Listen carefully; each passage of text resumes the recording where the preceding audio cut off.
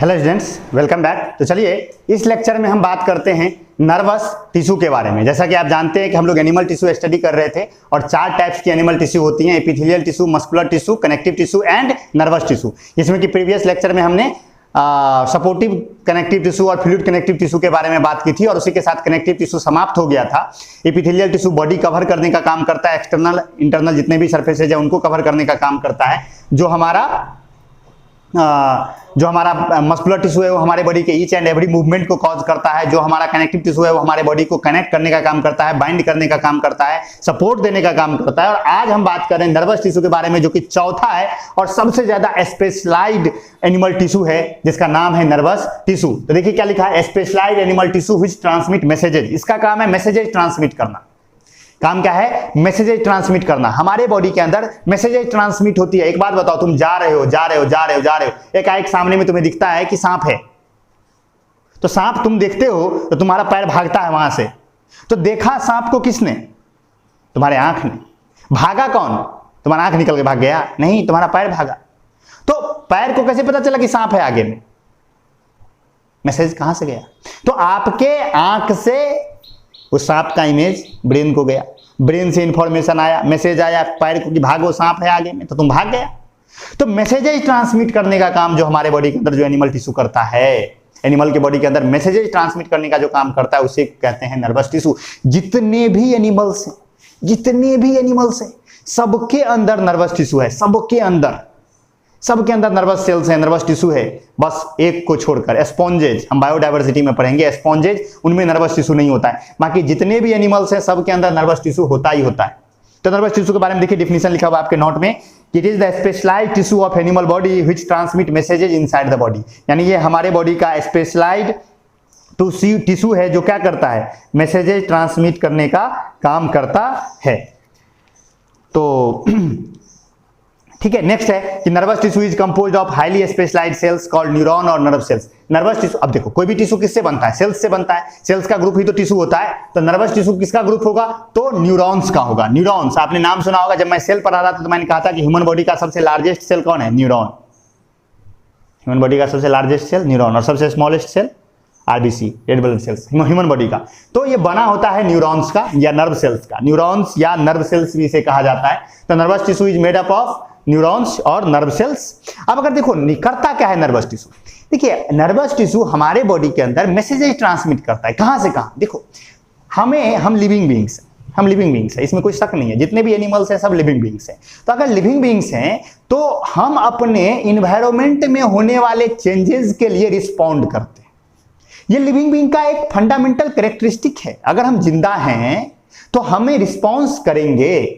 हमारे सराउंडिंग में अगर कोई चेंज होगा तो उसके लिए हम रिस्पॉन्ड करेंगे। जैसे कि मान लो कि हम ऐसे बैठे हैं, कोई मेरा दोस्त है वहां पे सामने में एकाएक ऐसे बोलिया, ऐसे गेंद मार दिया हमारे तरफ, हम रिस्पॉन्ड करेंगे ना। ऐसे प्रोटेक्ट करने के लिए हम हाथ ऐसे करते हैं ना, या कोई हमारी तरफ एकाएक फेंक दिया तो हम प्रोटेक्ट करते हैं ना। हम रिस्पॉन्ड करते हैं कि नहीं?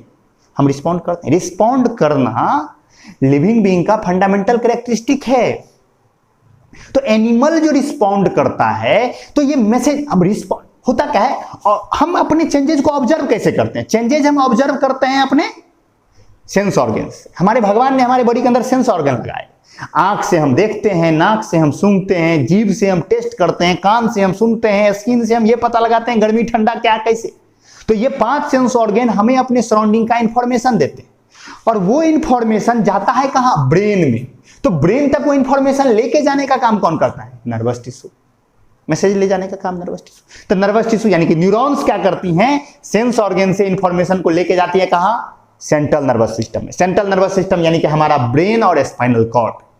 डिटेल्स में पढ़ेंगे क्लास 10th में। एक चैप्टर है कंट्रोल एंड कोऑर्डिनेशन, जिसमें हमें डिटेल्स में ह्यूमन नर्वस सिस्टम के बारे में पढ़ना है। ब्रेन, नर्व्स क्या होती हैं, कैसी होती है, डिटेल्स में। इसका भी वीडियो अवेलेबल है आपको यूट्यूब पर।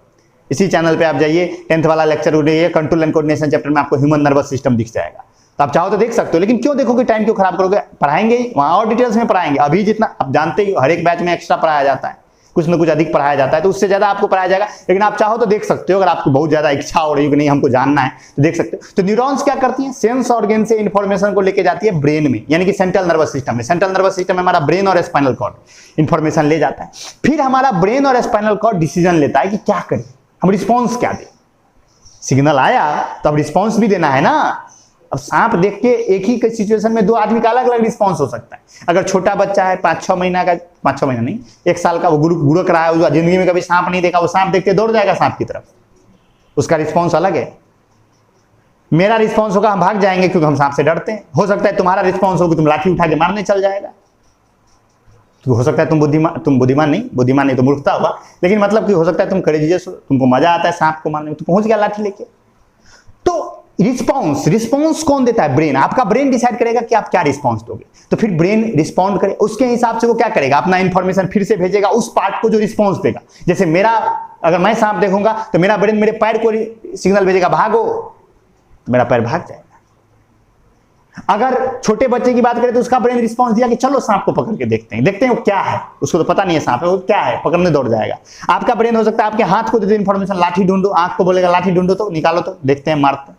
तो ये जो है मैसेजेस ट्रांसमिट करना, ये जो सेंस ऑर्गन से इंफॉर्मेशन का आना, फिर ब्रेन का डिसीजन लेना और डिसीजन को फिर उस पार्ट तक ले जाना जो रिस्पॉन्स देगा, ये सारा काम, ये सारे मैसेजेस ट्रांसमिट करने का काम कौन करता है? Nervous tissue. देखिए बड़ा अच्छा से पॉइंट बनाया गया है कि neurons receive signals from sense organ से सिग्नल रिसीव करता है and conduct the signal to the central nervous system, और उसे लेके जाता है कहां? सेंट्रल नर्वस सिस्टम तक, that is brain and spinal cord. And it also transmit messages from central nervous system to other parts of the body. यानी central nervous system से दूसरे पार्ट्स तक अगर मैसेज लेके जाना है तो वो भी कौन लेके जाएगा? Nervous tissue. आई होप आपको समझ में आया होगा। और वो जो मैसेज जाता है ना नर्वस टिश्यू के अंदर, उसे नर्व इंपल्स कहते हैं। डिटेल्स में देखना हो वीडियो देख सकते हो, यानी तो क्लास 10th में हम डिटेल्स में इसको पढ़ेंगे। न्यूरॉन के स्ट्रक्चर को हम देख लेते हैं। Largest cell of human body, ये देखिए एक न्यूरॉन बनाया गया है। न्यूरॉन के स्ट्रक्चर को ध्यान से देखना है, हो सकता है आपके स्कूल के एग्जाम में पूछ ले आपसे। देखिए ये एक न्यूरॉन बनाया गया है, ये एक न्यूरॉन का डायग्राम है, आपके नोट में भी अवेलेबल है डायग्राम एक। तो यहाँ देखिए ये न्यूरॉन जो है इसके ठीक बीच में देखो ये कैसा स्ट्रक्चर है, एक बीच में एक सेल जैसा दिख रहा है, ये जनरल सेल जैसा है, इसे कहते हैं सेल बॉडी। क्या कहते हैं? Cell body. तो ये न्यूरॉन का जो ये बीच वाला पार्ट है, ये जो बीच वाला पार्ट आप देख रहे हो, ये जो पार्ट है ये है सेल बॉडी। ये cell body same to same जैसे और सेल्स होते हैं हमारे बॉडी के वैसे ही होता है। इसमें न्यूक्लियस होता है, एंडोप्लाज्मिक रेटिकुलम होता है, माइटोकॉन्ड्रिया होता है, गोल्गी बॉडी होता है। दुनिया जहान में जो भी सेल ऑर्गेनेल्स हैं वो सब इसके अंदर होंगे, जस्ट लाइक ऑर्डिनरी सेल्स। इसके पास बस एक चीज यूनिक है, इसका एंडोप्लाज्मिक रेटिकुलम थोड़ा यूनिक होता है, नॉसिल ग्रेन्यूल्स उस पे पाए जाते हैं। पढ़ेंगे हम लोग इसको ध्यान में। अगर आपके कहीं एक्सरसाइज सीट में कहीं भी आपको नॉसिल ग्रेन्यूल्स NOSSILGRANULES ये वर्ड जो ही दिखे आप समझ जाइएगा कि नर्वस सेल की बात हो रही है। तो cell body just like ordinary cell होता है, जैसे दूसरे सेल्स होते हैं वैसा ही सेल बॉडी होता है। न्यूक्लियस है, बाकी सारे सेल ऑर्गेनेल्स हैं। सेल बॉडी को हम साइटोन भी कहते हैं, सेल बॉडी या साइटोन। सेल बॉडी, उसके बीच में एक न्यूक्लियस मौजूद है। देखिए इसमें से प्रोजेक्शंस निकले हैं चारों तरफ, देख रहे हो ऐसे। तो ये जो प्रोजेक्शंस छोटे छोटे टेपरिंग इंड्स निकले हुए हैं, देख रहे छोटे छोटे, ये डेंड्राइट्स हैं। ये एक डेंड्राइट हुआ, ये एक डेंड्राइट हुआ, ये एक डेंड्राइट हुआ, एक डेंड्राइट हुआ। लेकिन एक देखो कितना बड़ा निकला, ये लंबा सा, एक ये सब छोटे छोटे निकले और एक बहुत बड़ा सा निकला। ये जो बड़ा सा निकला है ये है एक्सॉन। ये जो बड़ा सा निकला है वो क्या है? एक्सॉन। तो ये बड़ा सा निकला हुआ है वो है एक्सॉन। तो सेल बॉडी क्या है समझ में आया? सेल बॉडी का structure just like ordinary sales, ठीक। सेल बॉडी, साइटोन, डेंड्राइट्स, उससे प्रोजेक्शन छोटे छोटे टेपरिंग इंड्स निकले हुए हैं वो डेंड्राइट्स, सबको ये हो गया। और फिर उसके बाद एक लंबा सा जो सबसे लॉन्गेस्ट डेंड्राइट है, जो सबसे लंबा सा निकला हुआ है एक्सॉन। ये बहुत लंबा होता है, लास्ट ये सबसे लंबा होता है, लॉन्गेस्ट पार्ट एक्सॉन। और एक्सॉन के ऊपर में देखो तो एक शीथ होता है। शीथ मतलब एक प्रोटेक्टिंग कवर होता है जिसे माइलिन शीथ कहते हैं। देख रहे हो ये जो प्रोटेक्टिंग शीथ बना हुआ है ये माइलिन शीथ कहलाता है। तो ये माइलिन शीथ है जो इसे प्रोटेक्ट। देखो नर्वस सेल बाकी सेल की तुलना में न्यूरॉन यूनिक इसलिए है ना कि वो डिवाइड नहीं करता, उसमें सेल डिवीजन नहीं होता है। अगर वो इंजर्ड हो गया तो रिपेयर भी नहीं होता है, इंजर्ड हो गया तो रिपेयर भी नहीं होता है। कोई नया न्यूरॉन बनता भी नहीं है। जब आप इस दुनिया में आए तो 2-4 महीना तक आपके बॉडी में न्यूरॉन बनता रहा, उसके बाद न्यूरॉन बनना भी बंद हो गया। आपके बॉडी के अंदर अभी जितना न्यूरॉन है मरते वक्त भी उतना ही न्यूरॉन रहेगा, हो सकता है कम ही हो जाए क्योंकि कई मर भी सकते हैं। तो न्यूरॉन नया बनता नहीं है, ये स्पेशलाइज्ड सेल है, स्पेशल तरह का सेल है। तो एक्सॉन को प्रोटेक्शन के लिए एक एक्सॉन के ऊपर में एक शीथ होता है जिसे हम माइलिन शीथ कहते हैं। तो माइलिन शीथ इसे प्रोटेक्ट करके रखता है। और कहीं कहीं पर माइलिन शीथ नहीं है, देख रहे हो बीच में खाली खाली जगह, कहीं कहीं पर देख रहे हो ना, यहाँ जैसे यहाँ नहीं है, यहाँ नहीं है, यहाँ नहीं है। तो यहाँ पर ये माइलिन शीथ बीच में गैप है, उसे कहते हैं हम नोड ऑफ रणवीर। दीपिका वाला रणवीर मत समझ लेना, रणवीर उसका नाम है। Node of Ranveer. तो नोड ऑफ रणवीर इसे कहते हैं। ये एक्सॉन है, माइलिन शीथ है इसके ऊपर में, और ये देखो एक्सॉन नीचे आकर के खूब उसमें से निकल गया, इसे कहते हैं नर्व एंडिंग्स। और इस नर्व एंडिंग के पास फिर नया न्यूरॉन नीचे में लगा होगा। कैसे ये मैसेज ट्रांसमिट करता है? तो देखो ये जो डेंड्राइट्स है, ये जो डेंड्राइट्स है, ये सिग्नल्स लेता है किससे? सेंस ऑर्गन से। ये सारा अपने सराउंडिंग से सिग्नल लेगा और ये सिग्नल को वो भेजेगा किसकी तरफ? सेल बॉडी की तरफ। ये सारा सिग्नल किसकी तरफ आएगा? सेल बॉडी की तरफ। सेल बॉडी सारे सिग्नल्स को किधर भेज देगा? एक्सॉन की तरफ। और सारे सिग्नल्स एक्सॉन से होकर आगे बढ़ेंगे, सिग्नल्स आगे बढ़ेंगे और आ जाएंगे इसके नर्व एंडिंग्स में, और नर्व एंडिंग में से वो नेक्स्ट न्यूरॉन को ट्रांसफर हो जाएगा। और ये खेल तब तक चलता रहेगा जब तक सिग्नल कहां नहीं पहुंच जाए, ब्रेन तक ना पहुंच जाए। और फिर ब्रेन से वहां से होगा तो फिर डेंड्राइट्स क्या करेगा? ब्रेन से सिग्नल लेगा। जो न्यूरॉन सिग्नल ले जाने का काम करता है वो लाने का काम नहीं करता है, ध्यान रखना। न्यूरॉन में एक डायरेक्शन में ही मैसेज जाता है, लाने वाला काम सेंसरी न्यूरॉन करता है। यानी कि सेंस ऑर्गन से इंफॉर्मेशन को ब्रेन तक ले जाने का काम सेंसरी न्यूरॉन करता है। सेंसरी न्यूरॉन याद रखोगे, 3 तरह के न्यूरॉन होते हैं हमारे बॉडी में, sensory neuron, motor neuron, relay neuron.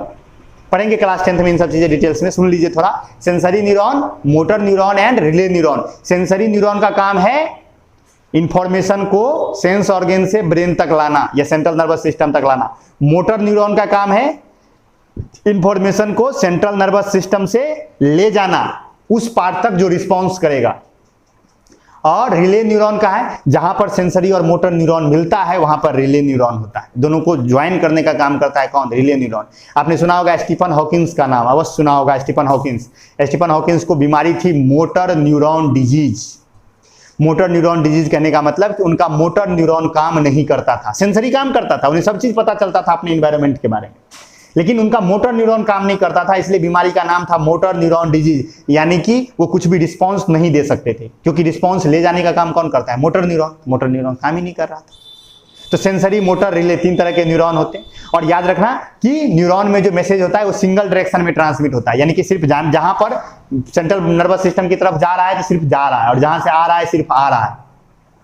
Synapse होता है, साइनेप्स इस बात को निश्चित करता है कि एक ही डायरेक्शन में मैसेज ट्रांसमिट। क्या होता है साइनेप्स पढ़ेंगे क्लास 10th में, बस अभी चलने दो, ज्यादा जाएंगे लंबा हो जाएगा क्लास, उतना अभी पढ़ना नहीं है हमें, ठीक है। यहाँ आते रिटर्न तो आप मैसेज देख लीजिए। डेंड्राइट्स मैसेज कलेक्ट करता है, सेल बॉडी की तरफ भेजता है, सेल बॉडी सारे मैसेजेज को एक्सॉन की तरफ, एक्सॉन से नर्व एंडिंग, नर्व एंडिंग से नेक्स्ट न्यूरॉन के डेंड्राइट, फिर उसके डेंड्राइट से फिर उसके सेल बॉडी, फिर उसके एक्सॉन, फिर उसके नर्व एंडिंग, फिर इसी तरह से ये खेल चलता रहेगा ब्रेन तक।